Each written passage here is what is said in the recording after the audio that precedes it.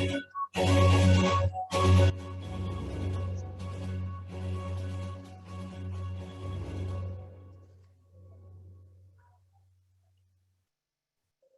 know, the United States is a unique country. I mean, we're not a country constituted based on a religion or a race or ethnicity. We are constituted based on a shared belief in liberty and justice for all.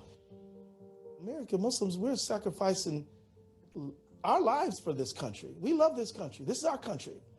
I believe this country, I believe in it. I believe that our better, more noble impulses are going to prevail. We just got to keep on talking about how, you know, we really are e pluribus unum. We come from many, many, many walks of life, but we are one nation.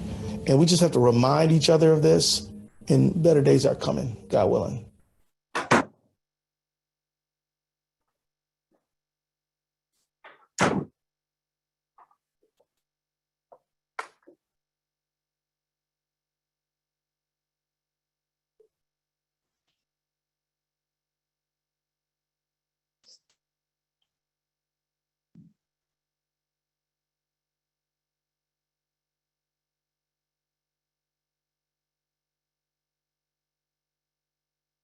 On behalf of my co-president, Rima Kamran, our board, amazing team, and partners of the Illinois Muslim Civic Coalition, we welcome you to a historic moment in our nation and across the world.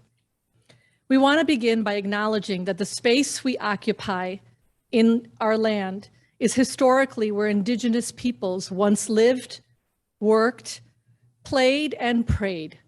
We honor their legacy and all our ancestors. We also understand the feeling and reality of crises across our world today: Ukraine, Yemen, Myanmar, Uyghur China, Palestine, Guatemala, Honduras, India, and in our own communities across the US. Please take a moment, reflect, pray for those who are struggling with imminent safety, death, and the real challenges of life.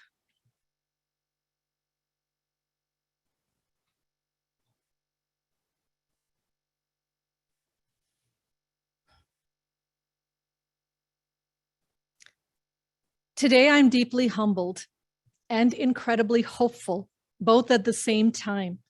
We will reflect and learn with our dear brother and incredible leader, Minnesota Attorney General Keith Ellison. Keith, Illinois' own Attorney General, Kwame Raoul, sends his welcome to Illinois. And together, we know you two are working very hard for every single one of us. But for a schedule conflict, he could not join us today. Thomas Jefferson, the third president of the United States, read and owned a leather-bound 2-volume copy of the Holy Quran. In 2006, Mr. Jefferson's beautiful Quran, published in 1764, was carefully carried across the street from the rare book division of the Library of Congress to the Capitol building, so that a certain Mr. Keith Ellison could hold it as he was sworn in as America's first congressman of Muslim descent.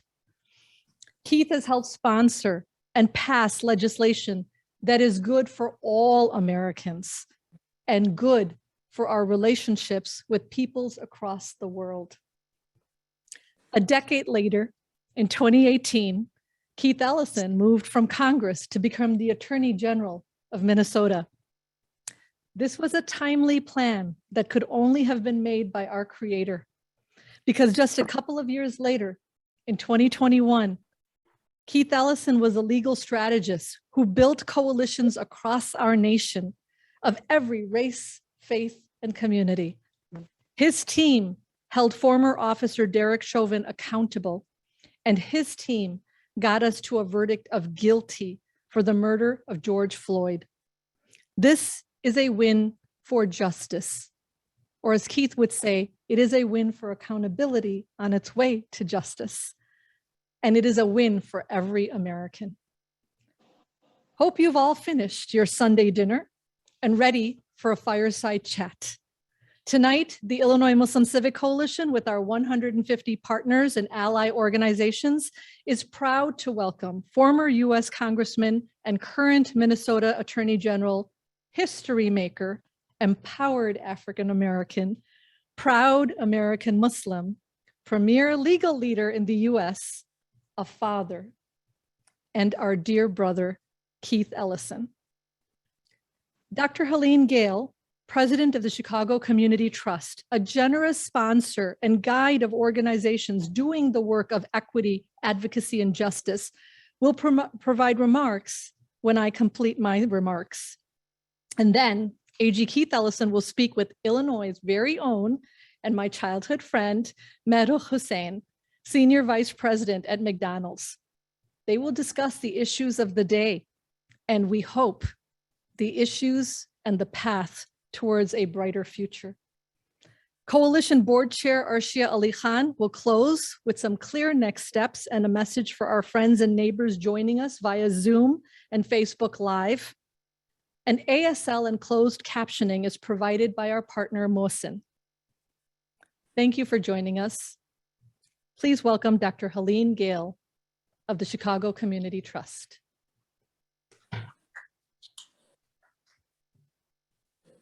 Good evening, and thank you so much, Delara. It is wonderful to be with all of you this evening, and it is so exciting to have Attorney General Keith Ellison with all of us this evening. As was mentioned, I lead the Chicago Community Trust, the Chicago Region's Community Foundation. We work to make sure that our region can be more just, equitable, and prosperous for all. To that end, we have made closing the racial and ethnic wealth gap our highest organizational priority. To achieve our vision, we know residents need to be connected to strong, resilient, and credible networks that are essential to creating trusted relationships. We also need to be able to trust in our institutions and believe that real accountability and justice are possible. That is why I am so honored to support the Illinois Muslim Civic Coalition and recognize a truly great leader, Keith Ellison. The work of civic justice is ongoing. We fight to ensure we have a seat at the policymaking table, that our leaders and elected officials represent us, and that each of us is seen and heard. Each of us as individuals and institutions need to invest time, talent, and treasure in any way we can to help make our nation work for each and every one of us. The trust is deeply committed to this work, and that's why we invest in organizations like the Illinois Muslim Civic Coalition, who work towards equity and voice for marginalized and often invisible communities. We are particularly proud to support the upcoming Illinois Muslims Report, which will help public officials, business leaders, philanthropy, and all stakeholders better understand and better serve Illinois Muslims. In summer 2022, during a pandemic that disproportionately impacted Black and Brown people, we watched as the life of another unarmed Black man, George Floyd, was taken by police. George Floyd's life mattered. And after his death, justice for George Floyd mattered equally as much. Last year's guilty verdict and prison sentence for Derek Chauvin was a real moment of accountability, the type of accountability that many of us have been waiting for far too long. But we know there is more to be done to restore trust in law enforcement and address the challenges we all face. If we're going to recover from the devastating health and economic consequences of COVID-19, George Floyd, and many others' murders, and the conditions that made it possible. Yes, we should celebrate justice when we achieve it, but we must also continue to fight for the practices and policies that ensure safe, fairness, and justice for all of our people.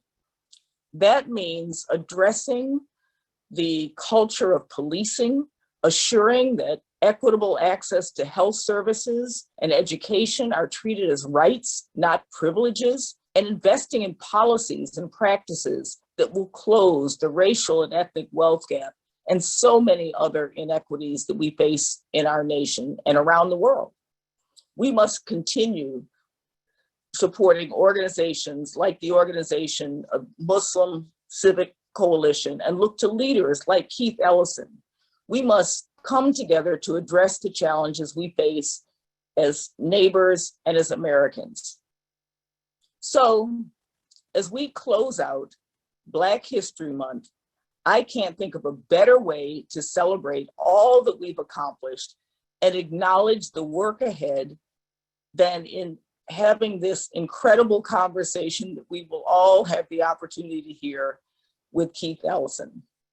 I have watched Attorney General Ellison as he's moved from Minnesota House of Representatives to the US Congress, now to Minnesota Attorney General.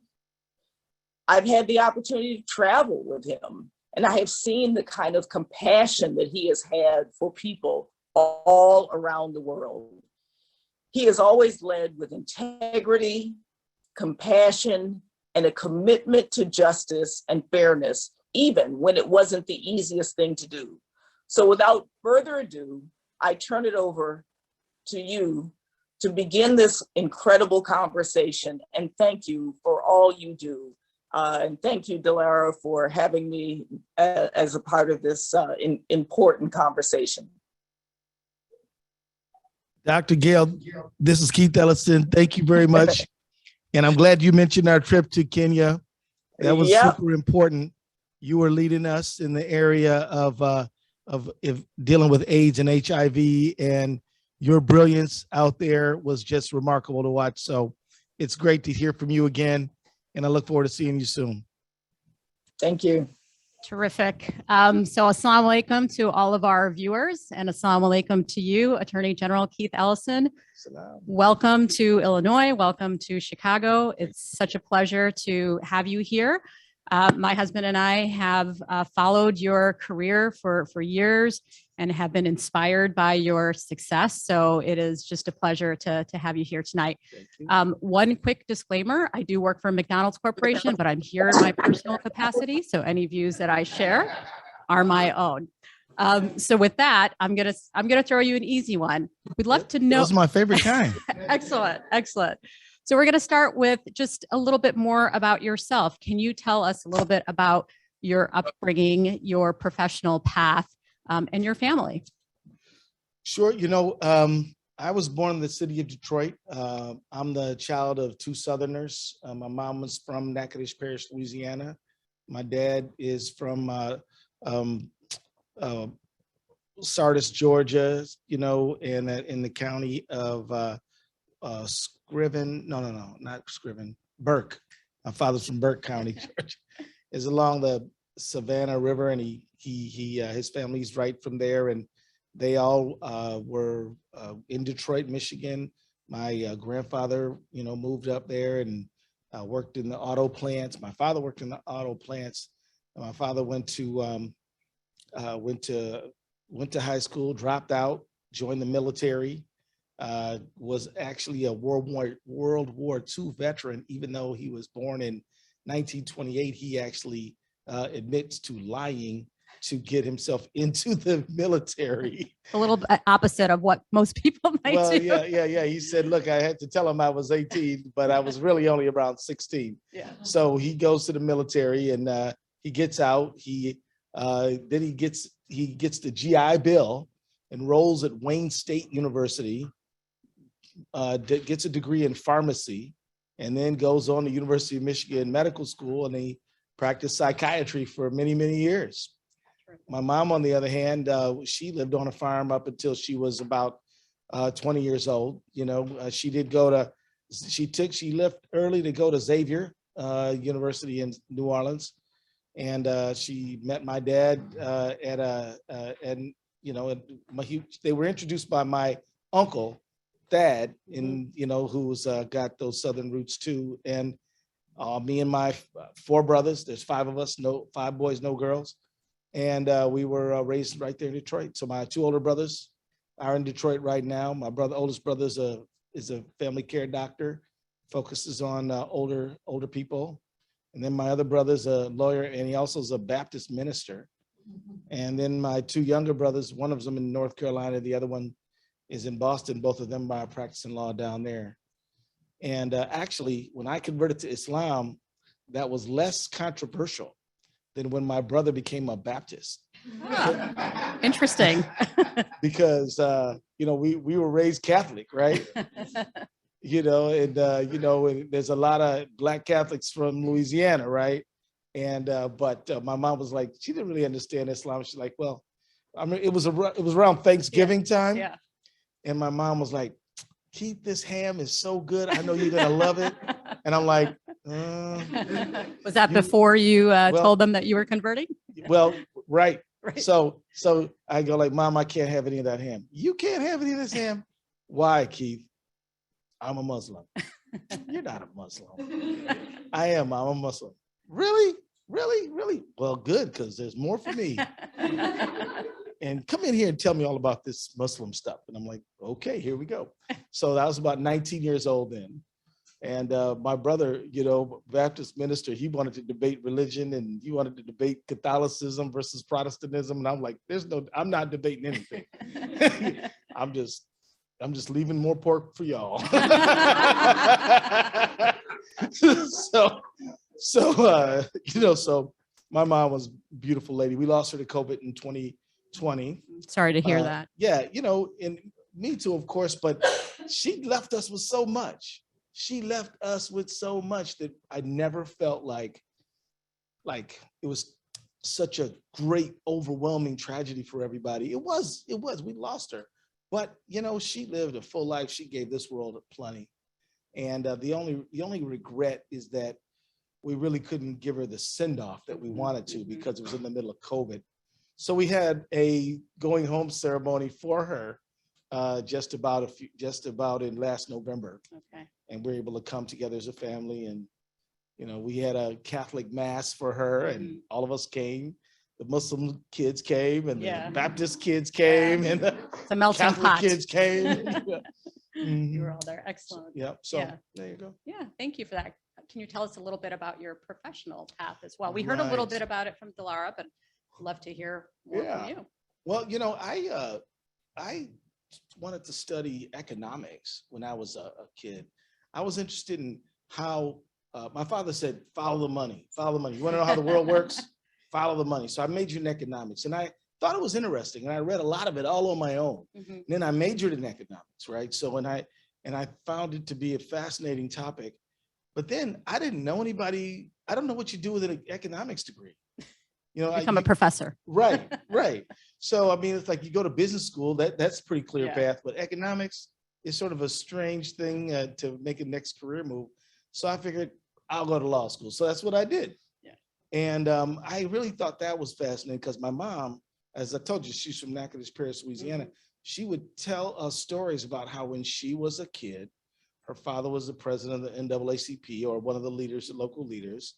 And this is like in the 50s, and they would organize Black voters in the 50s, which would definitely you'd be risking your life doing that. But because there were no Black-owned hotels, a lot of the national NAACP leaders had to stay at their house. And Walter White and Thurgood Marshall, actually, the family legend is that they stayed in this bedroom over here. And so it was a big deal. My mom, my grandfather, his name was Frank Martinez. He also, he was such an annoyance to the racist power structure that they refused to sell him gasoline. They boycotted him.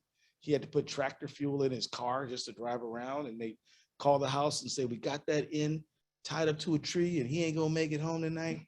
And actually they didn't, but they would terrorize my grandmother, and then she would put pressure on him to stop organizing, and he wouldn't stop. But and then they also burned a cross in front of the house, and so my mother grew up with that kind of an influence. And my grandmother was very much in favor of what my grandfather was doing, but she feared for his life, right?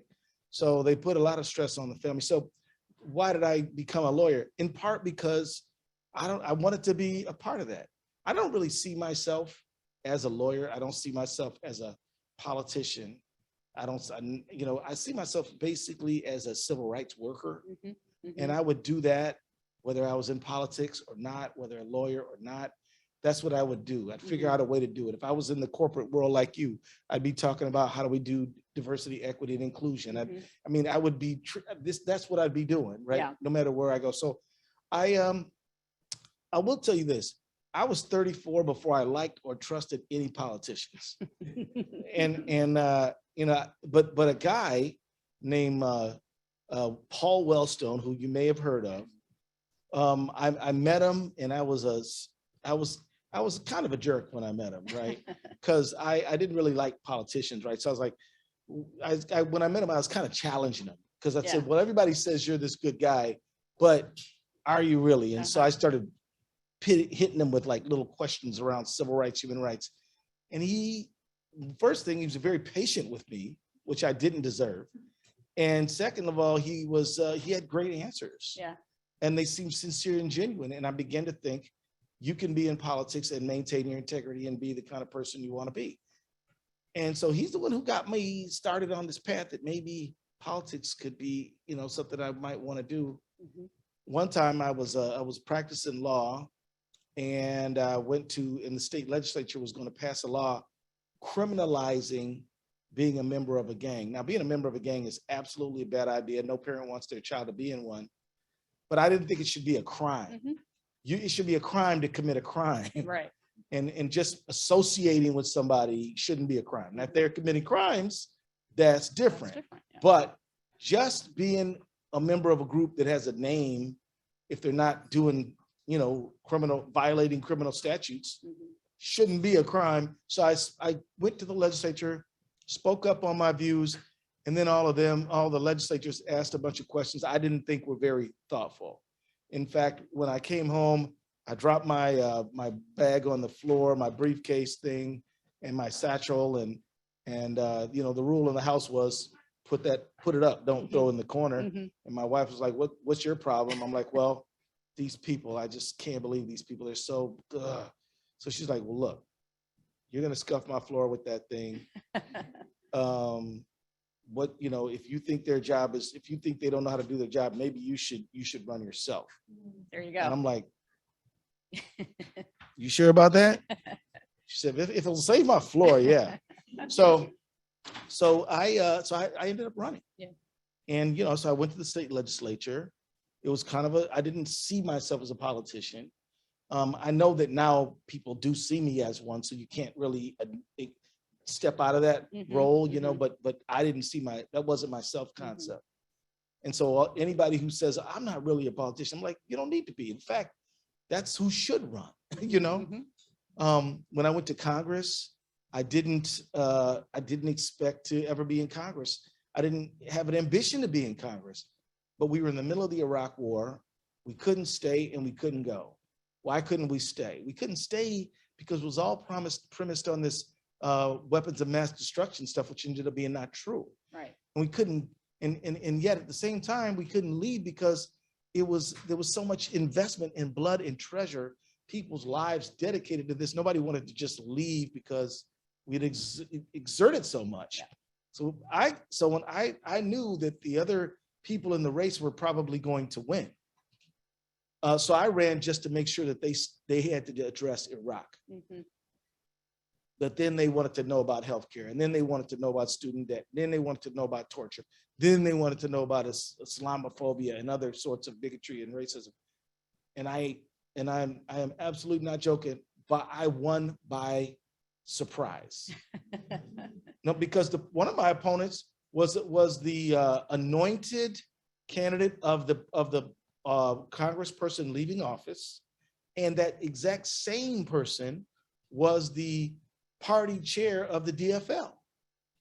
I don't have any chance to beat that person. They also were a friend of mine. And I figured out when I decided to jump in the race, I said, look, this is not against you. I just want to make sure that we have a real conversation around Iraq.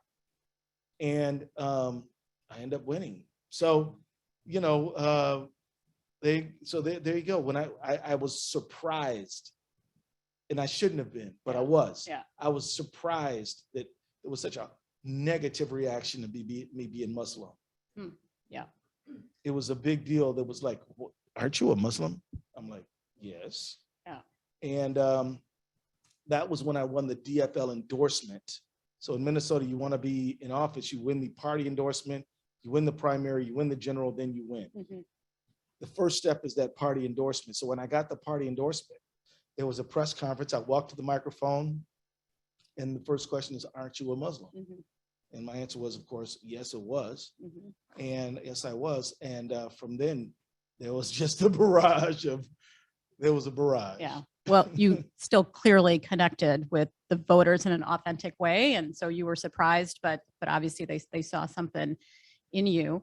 I want to go back to what Delara was mentioning when you were sworn into Congress and you chose to be sworn in on the Quran that was once owned by Thomas Jefferson. Sure. So what was the significance of that for you? Well, that barrage that I just described, it never really stopped up until, I mean, the barrage was coming. See, a lot of it was out of state, you know. Yeah. I had been in the state legislature for 4 years.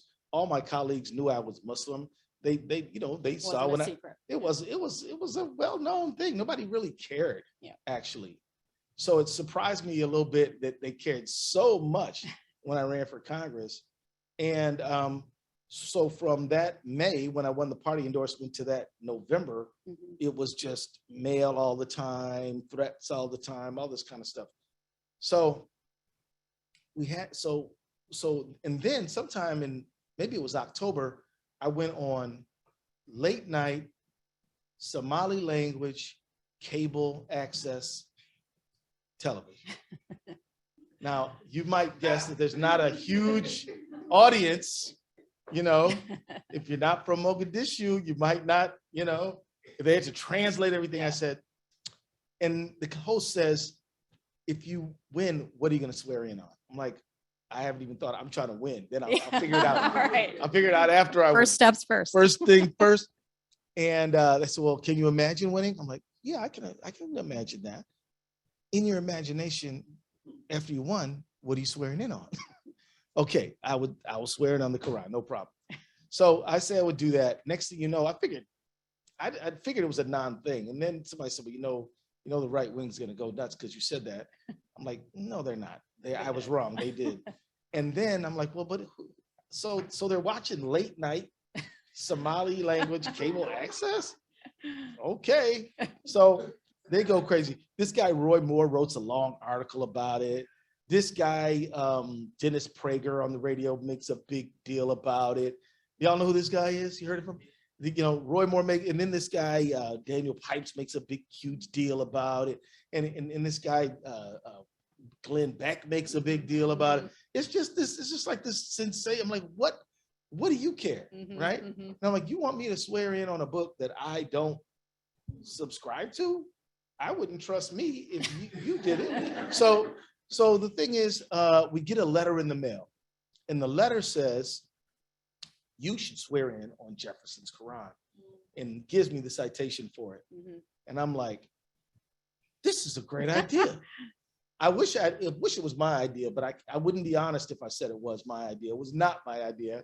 I just completely took good advice, which is a good idea in life. You know, sometimes you just want to take good advice. So I said to my staff, call these people and see if, you know, we can borrow the thing. Yeah. And they were excited. Yeah. They're like, do we ever? So yeah, we got it here. So, you know, it killed all of their negative talk, right? Yeah. And I remember there's two swearing ins. One is there's no books at all. Nobody has a book. You're standing on the House floor and the speaker's like, do you swear to uphold the Constitution against all the enemies, foreign and domestic? I do. Done. You're sworn in. There's no book at all. It's just you in your hand, right? But then everybody gets to go out and get their family with them and do like, it's really a photo op actually. Mhm. So that's when the books come, and there was a wall of media there. And then it seemed like every relative I ever had wanted to show up for this picture. Why not? So they're all there, and the rest is history. So Yeah. but by the way, a lot of the stuff about the Quran just Yeah. 'cause Stopped like, right there, right, 'cause right? like, if yeah, 'cause Thomas like, Jefferson owned it, what right. are they going to say? yeah. So like, what do you got against Thomas Jefferson anyway? Right, You right. know? Terrific. And well, I didn't ask. I'm not about us. It's about them. Yeah. All right. So I'd love to move us to the topic of Derek Chauvin's trial. Right, good I know idea. it's something that you've talked about Mhm. a lot. You were appointed as a special prosecutor by the governor, and I would imagine that achieving that guilty verdict was, one of the biggest achievements in your career. The whole nation was watching. I think we were talking earlier, and really the whole world was watching, right? This was not an issue that just affected Americans, but affected people around the world. We had situations where previous situations where police officers were charged with crimes, misconduct, but were ultimately acquitted. Rodney King, Philando Castile, Freddie Gray, those are just a few names. Yeah. So can you talk to us a little bit about what you attribute your and your team's success in the Derek Chauvin trial to? This is a good question, because the truth is, I'm still unpacking it all. But I can tell you that one thing that we did, some of the activists didn't like. But I'll just tell you that we started out with the idea that we're not gonna prosecute policing. We're not gonna prosecute the police department even. We're gonna prosecute Derek Chauvin, and we're gonna say that policing is an honorable profession, that they swear an oath to uphold the life and dignity of all persons, that this badge is a badge that is just a small piece of metal, but it stands for protecting people and with courtesy, with compassion, and that he dishonored it. And so we're not here to say that that the police are not good. We're here to say that Derek Chauvin forfeited his honor of wearing that badge because he violated not just the law, but also his own oath. And I think some of the activists didn't understand that. I felt good about it because I actually believe it, and it's what I think is right. And I'm not blind or naive about how we have systemic changes we have to make. I'm clear on that. But I also believe that, like most people who join the force, join because they want to help people. And that's why they're there. They want to do the right thing. And, it's important for us as society to say, we're going to have that we are going to allow officers who want to serve with distinction to not have to stand shoulder to shoulder with the likes of Derek Chauvin, who had 17 excessive force complaints, 3 prior deadly force incidents, one in which he was the shooter. And in fact, when the feds charged him, because he got charged on the federal side too, they actually charged him for a 2017 incident in which he kneeled on the neck of a 14-year-old kid. And the feds charged him with that.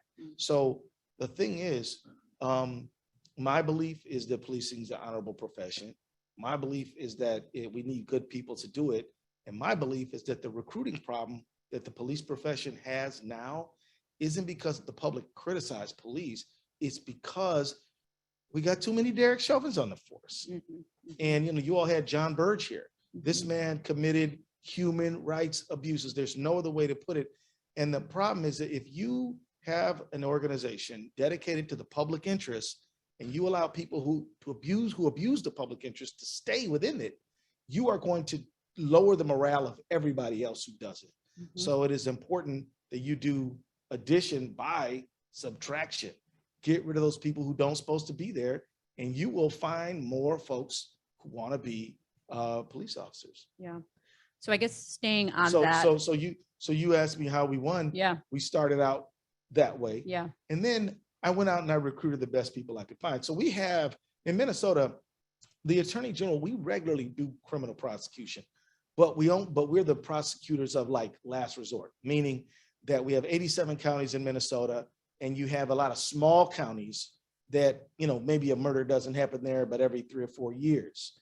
And, when murder's not, the judges here, you got blood spatter, you got DNA, you got all this stuff. And so you need somebody who does it, right? So we do a lot of homicide cases. And so but we generally don't do them in the big counties, Hennepin and Ramsey, and down Rochester. They got their own, they don't need us.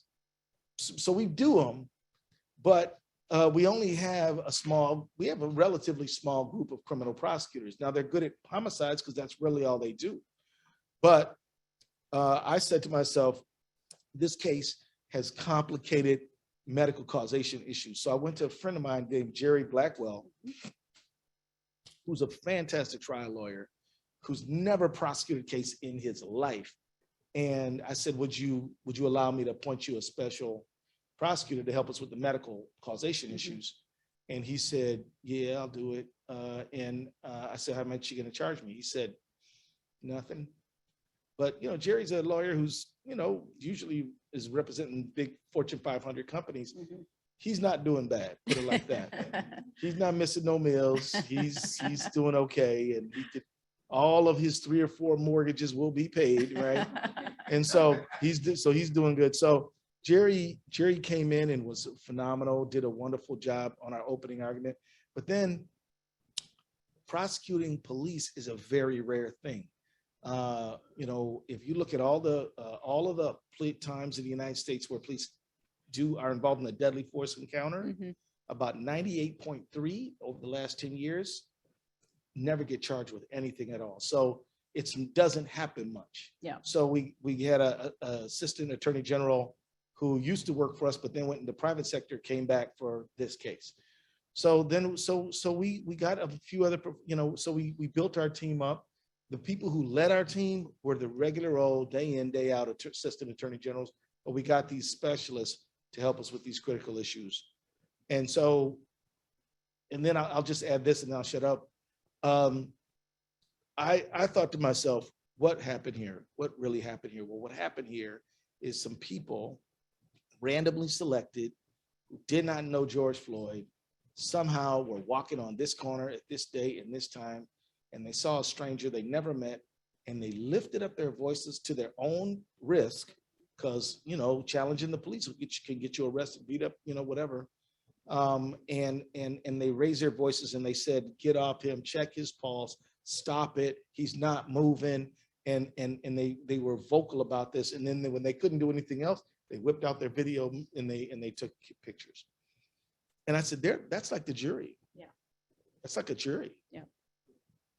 So, and my brother, who's a Baptist minister, he said, that is the clearest manifestation of the story of the Good Samaritan that I've ever seen. That's what my brother, that's what he said. Yeah. And so I said, so the story is what these people saw. And what they saw is what happened. Yeah. Trust your eyes. Trust your eyes. That if this was excessive force, trust your eyes. So then we got some use of force experts, but their only job was to say what those people thought they saw, they did see. And then we got the medical people who had to dispel this doctrine known as excited delirium. And they had to say that it wasn't an enlarged heart, and it wasn't stenosis, it wasn't meth, it wasn't any of this. It was low oxygen because of compression over the course of 9.5 minutes on his neck, back, and legs. Now, some people think, well, what do legs have to do with it? He couldn't move his legs, and he couldn't twist his body, and he was literally pushing his face into the concrete to try to get enough space to get a breath, and he could not do it. Anyway, he called out 27 times that he couldn't breathe. They ignored every one of them. So that's what we did. We started with the witnesses. We reinforced the witnesses with use of force experts, and we broke the blue wall. We broke it. Mhm. We had Chief Arredondo say, that's not us. We don't train that. Mhm. That is wrong. We had several other use of force experts. And that was good because look, most of us, including the jurors, are raised to trust the police. Most of us are raised, even those of us who live in communities where there's excessive force, there's an ambiguous relationship because it's on the one hand, you got private individuals committing crimes, Yeah. and we hope the police will do something about it. And on the other hand, sometimes the police get out of hand with the public. So there is this ambiguous relationship with, I'll just say, low-income Black community and the police. Mhm. Everybody knows excessive force happens. Everybody also knows them guys down the corner can get out of hand too. And so there's this ambiguous Yeah. feeling, you know. Yeah. And so, but we started with the people who saw it, then we moved to just reinforce that what you saw is what actually happened. Yeah. Thank you for that. The point about the ambiguous relationship, what's interesting to me is that the bystanders, they were taking the video, they were calling out, but they were also calling the police. You're right. Right. You're Which is absolutely really right. interesting. They call the police on Yeah, the police. on the police. And that's what, and by the way, they never physically interfered. Yeah.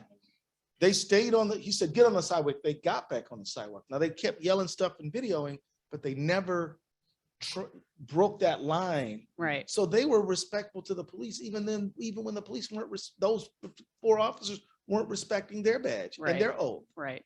Right. And you know, and so like just the other day, the 3 officers who were there, they got convicted in Yeah. federal district court. Mhm. And I know a lot of people felt bad because it's like, well, one of them didn't ever touch them and the other 2 hadn't been on the job very long. But here's the problem with not prosecuting them. The problem with not prosecuting them is that, yeah, Chauvin, bad guy, 17 prior convictions, not convictions, excessive force complaints, bad apple, he's gone. And then we just keep going on. But he's part of a culture that allows it to happen. Right. And so now there's 2 things that aren't going to work. I was just following orders, it's not going to work. Mhm. Or I'm just new here, that's not going to work.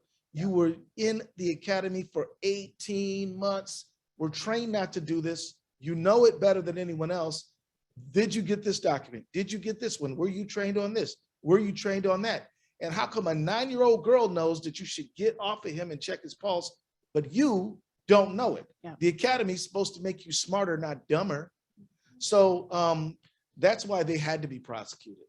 Yeah. And on that point, I have read that some legal analysts believe that their conviction for basically failing to intervene is going to have a bigger impact on training and change in police conduct, even more so than the conviction of Derek Chauvin. What's your perspective on that? I would agree with Yeah. that. I would agree with that. I hope so. Can I tell you a quick story Yeah. about a heroic person? And this is why, again, sometimes the activists like to really disagree with me on certain things, and I love them, so it's fine. We can be friends and have a different opinion. But there was this wonderful heroic woman named Carrie-Elle Horn,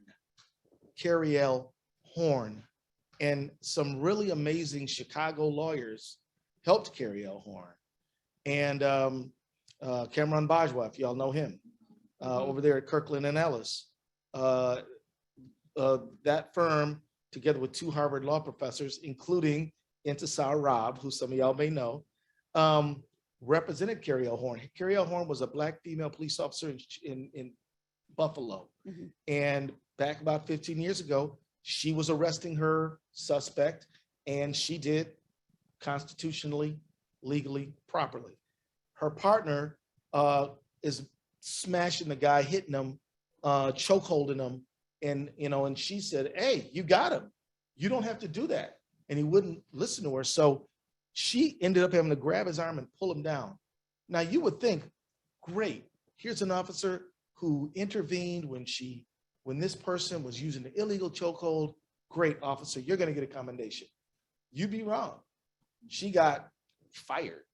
And the officer turned around and punched her in the face, and she punched back though. but basically brutalized her too. So she's now going through a bunch of stuff. She ends up getting fired. As a police officer in Buffalo, if you do 20 years, you get your pension. She got to like 19 years and 8 months and did not get her full pension. So it looked like she was just going to be disadvantaged. But when these heroic lawyers jumped in and fought for her, got her pension restored, got that thing withdrawn, another thing happened is that the Buffalo City Council passed what they call Carriel's Law, which is that you must intervene. You must. You cannot stand by and watch your colleague engage in unconstitutional excessive force against somebody. Incidentally, that officer, in a completely separate case, beat these 4 Black teenagers up so bad and ended up getting charged with a criminal civil rights violation and were convicted of it. And then they got only 4 months in jail and 4 months on home confinement. But that guy is a convicted criminal. But here's the other thing, and you lawyers will love this. He sues her for defamation because she's talking about what he did. And she is not able to, she doesn't get served process. So he goes and gets a default judgment. And she ends up, and now she's fighting off this fake default judgment for $60,000. She's already had to give him 20 grand. So anyway. Okay. Thank you for that. But that's an example of how people should intervene. Yeah. And she was ultimately vindicated, but it took 20 years later. Yeah. Incredible. So we have about 5 minutes left. So I'm going to ask you kind of no, it's terrific. Really, really interesting. And we love hearing the behind the scenes strategy and thinking on the Derek Chauvin trial. Broad question just on civic justice. You know, when I think of you as a champion of social justice, civic justice, who happens to be a lawyer. How do you? That's how I think of it. How do you define civic justice, social justice, and what are your words of advice for our audience, particularly our youth, in how to be engaged and how to be better champions of social justice and civic justice? The first thing to understand about civic and social justice is that, and I'll say this, I know we have a multi-faith audience tonight, but I'll say this to Muslims listening, but it applies equally to people of all faiths.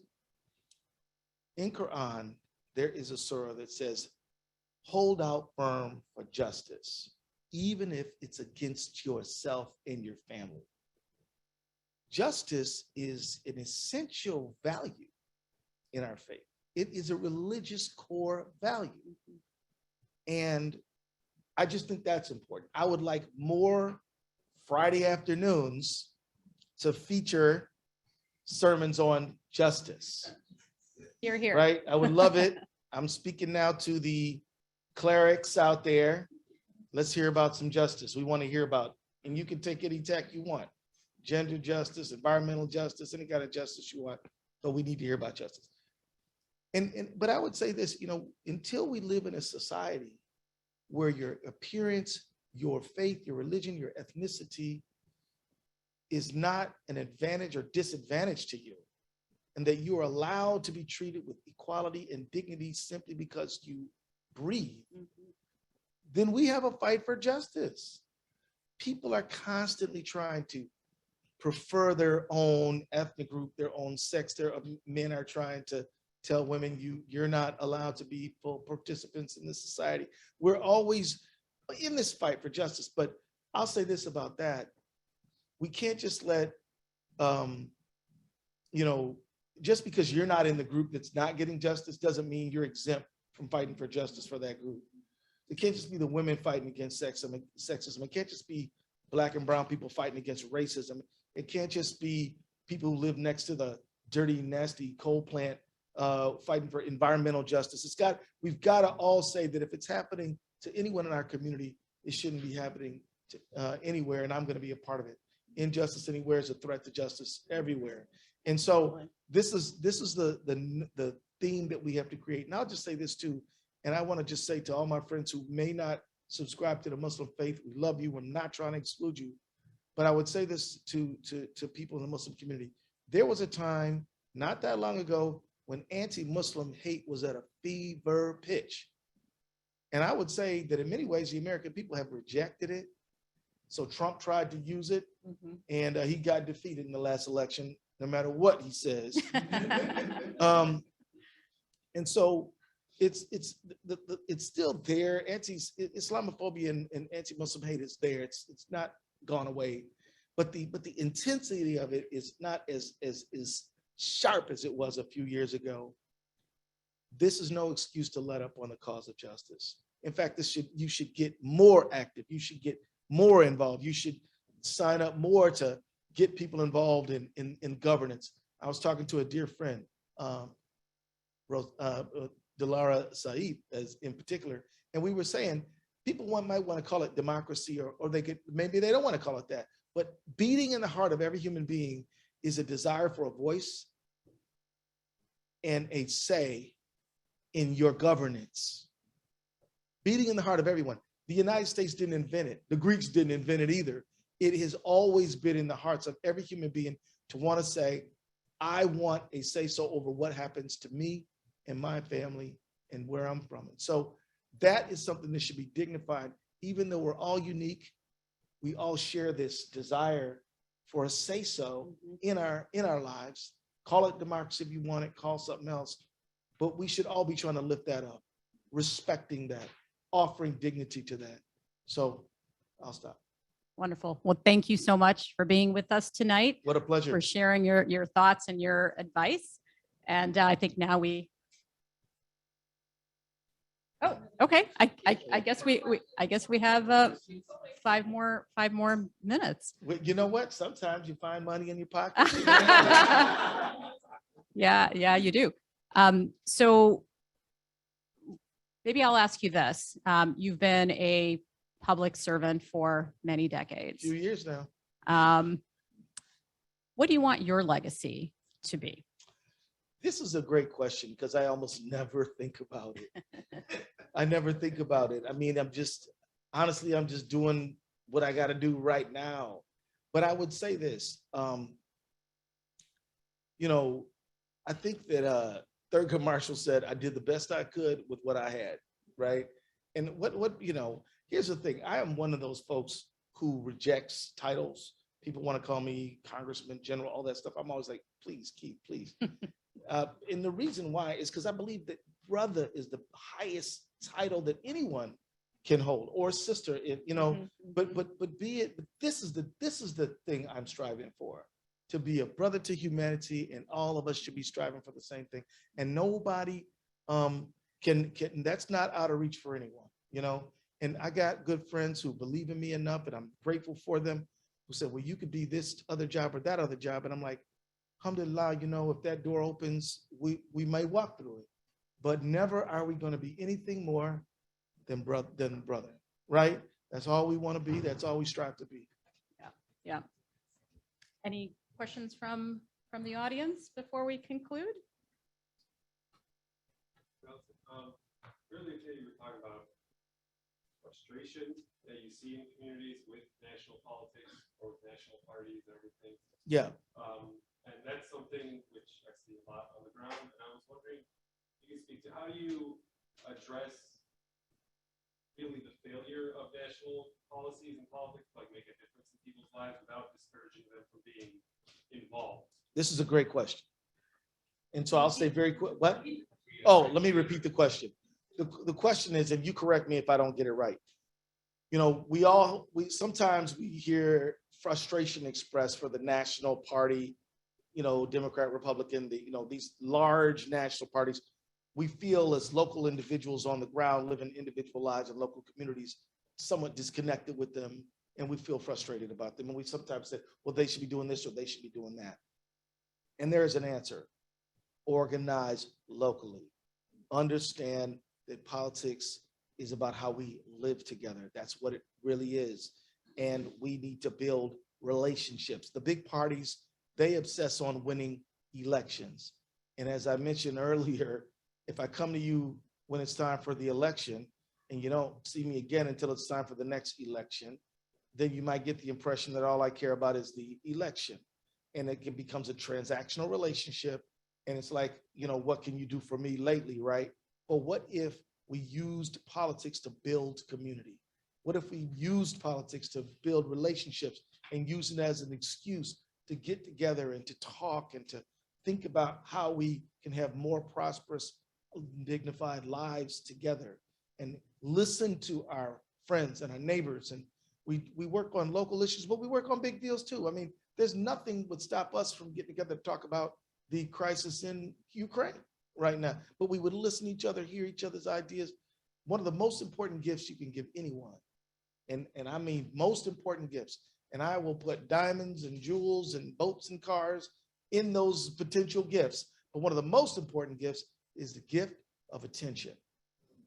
How many kids do you know who would tell you, you know, my dad, you know, gave me this and he gave me that, but what he didn't give me any of his time.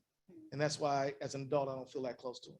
Have you ever heard anybody say anything like that? Mm-hmm. And so like, and you hear people say, well, you know what, you can buy me this, but what we really want is you. Now I'm telling you, that works in politics as well.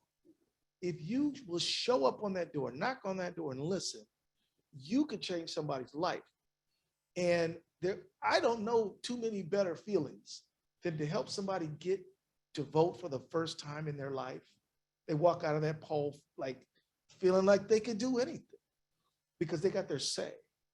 And if you would give somebody that gift to tell them the election's coming up, here are the issues, you could vote if you want to. And whatever thing they complain about, you can say, you know what, your voting can change that. Now, one of the biggest enemies is not another party that you don't like, not, you know, some president you didn't like, but cynicism. Cynicism is the enemy. When people tell you, you know, often cynicism operates under the guise of sophistication. Well, if you really understood the real deal, you would know that none of this really matters and somebody out there is controlling everything and anything you do is never going to work. This is lies, man. Don't believe it. It's not true. And what's really true is we together can do anything if we will set aside our differences and work together for our common benefit. So that's my answer to your question. All right. So I would love to sit here and ask you so many more questions and hear your thoughts, but I'm afraid we are now officially out of time. Yeah. But thank you again so much for being here today, for giving us your time generously. And I will hand it over now to our chef for closing out. Thank you so much. It is my honor to close this event today as the newly appointed chair of the Illinois Muslim Civic Coalition. As a founding board member, however, I cannot tell you how proud I am, not only of the work of the coalition over the past 5 years, but also in how we have done the work, in partnership, in allyship, in community, in taking risks, with courageous and intentional leadership, with one goal in mind, to build civic justice for us all. Thank you to each and every one of you who attended in person and on Zoom today. You gave us the gift of time and your attention and helped us make today a truly historic day. We started the year with the historic celebration for the champ, Muhammad Ali, and our beloved Dr. Martin Luther King Jr. And we are ending Black History Month with history making heroes, a fireside chat with Attorney General Keith Ellison, Mahrukh Hussain, Senior Vice President at McDonald's, and Dr. Helene Gayle, President of the Chicago Community Trust. We are also proud that our state of Illinois ended 2021 with several new laws strengthening equity and inclusion. The Illinois Muslim Civic Coalition is humbled and honored to be the lead sponsor for 3 bills and the enactment of the Muhammad Ali Day resolution that were signed into law as we ended last year. Our 4th bill appears as an amendment on the 2022 ballot. We worked with over 150 partners and allies on several other laws as well. No cash bail, Teach bill, Illinois pretrial fairness bill, faith holidays bill, etc. Now we begin 2022 with a strong advocacy and policy legislative agenda. The advocacy and policy team spent last quarter in 2021 meeting with legislators, partners, and allies across the state to determine the priorities and issues that are important to you, that are important to us. We have several significant bills introduced in 2022's legislative session. So please take a moment to check out our website for all the details at www.illinois Muslim Civic Coalition, ilmuslimciviccoalition.org. On our website, you will also find our upcoming events, details on the Illinois Muslims Report, and a multitude of ways that you can support our mission. Please also don't forget to follow us on social media. I was truly moved by today's conversation, and I'm honored to be with all of you. Thank you, everyone, for your continued support and commitment to creating a better world for us all. Good evening.